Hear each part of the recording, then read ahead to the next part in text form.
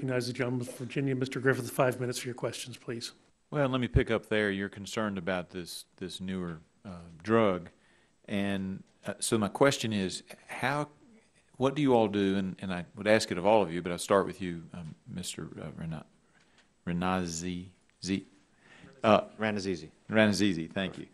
And that would be, how do we do a better job of predicting where we're going to see spikes in abuse on drugs as they come forward? Because some people say that we should have probably seen the increase in the prescription drug abuse of opioids and heroin.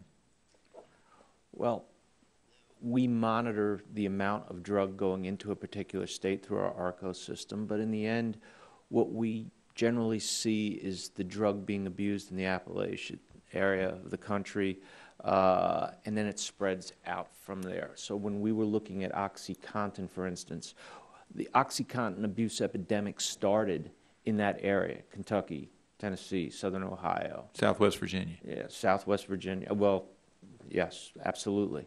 And then spread out. And that's, we believe that pattern is going to happen again with this new product. It's just a matter of time. We know that product is now in the pharmacies and being dispensed. So.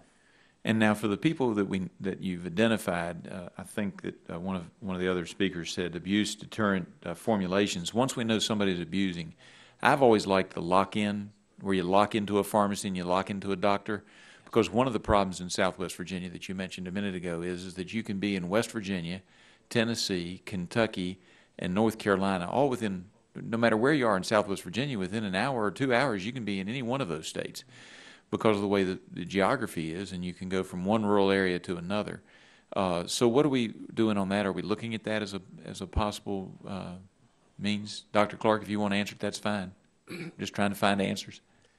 Clearly, there is no simple answer, and your question is a very important one, and this committee is trying to address it. We are working with the Association of State and Territorial Health Officers and the Federation of State Medical Boards and the Boards of Pharmacy.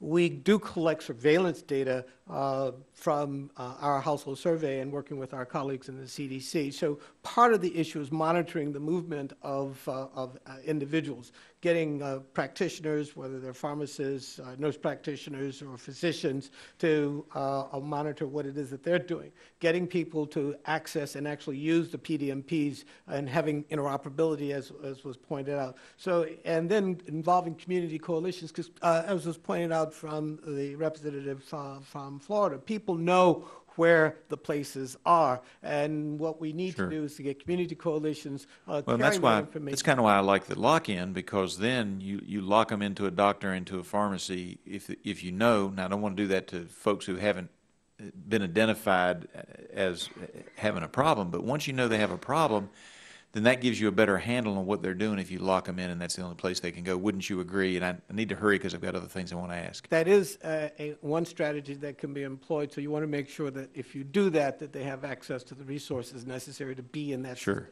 And here's the dilemma that we have, because one of the things that the DEA has done, and we talked about this the last time you were here, is that they're asking the distributors to, say, okay, don't sell so much to a pharmacy if that pharmacy looks like they're above the average, or if you see some sign that they may be abusing.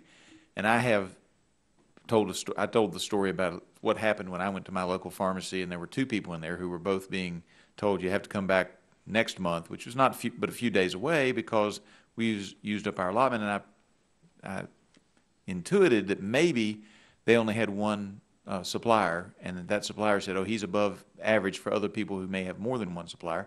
I went back and checked, and that's exactly what's going on. He didn't know that was the problem, but I said, you only have one supplier, don't you? He said, yeah, I use one distributor. And I think that's the problem. So we've got, on the one hand, we want to lock out people who are abusing it. On the other hand, we want to make sure people who need it get it. So I guess what I'm saying in that second matter is, for the rural areas, it may be a problem because it's less law enforcement, and we recognize that, and a lot of my region is in different HIDA designations. At the same time, you want to make sure people are getting the drugs they need, and if you're in a rural area and you're a small pharmacy, you may only be using one distributor. While the DEA doesn't have a quota, the distributor then is putting a quota on, because based on other pharmacies, that particular pharmacist or drugstore is ordering more drugs, but it's because they're only using the one supplier as opposed to using 2 or 3. How do we solve that problem? And I think Dr. Volko wants in on this. Yeah, no, I was smiling because the notion is we have situations where a patient cannot get their medication, and yet at the same time, the DEA has to collect this massive amount of pills that people are not using, which tells you we are over-prescribing the number of pills that are necessary. So coming back to the point that has been discussing, we really need to educate the healthcare system on the optimal way of prescribing them. Not just when they need them, but the number of tablets that you are given. I mean, all of us have the idea of go to the dentist, 2 weeks of opioid prescriptions. I mean, you need 1 day. So it is the whole notion of educating the healthcare system and educating the lay public and making the responsibility too of why do we need to provide so many pills? And the insurers can get involved into these type of solutions. And the lock-in approach works as part of a treatment plan. That's right. With someone who suffers from chronic pain, the practitioner develops a treatment plan, the patient agrees, and that actually benefits everyone. Oh, very good. I know The gentleman's time has expired, and we will give an opportunity perhaps for a second round, but I wanted to go to Mr. Scalise because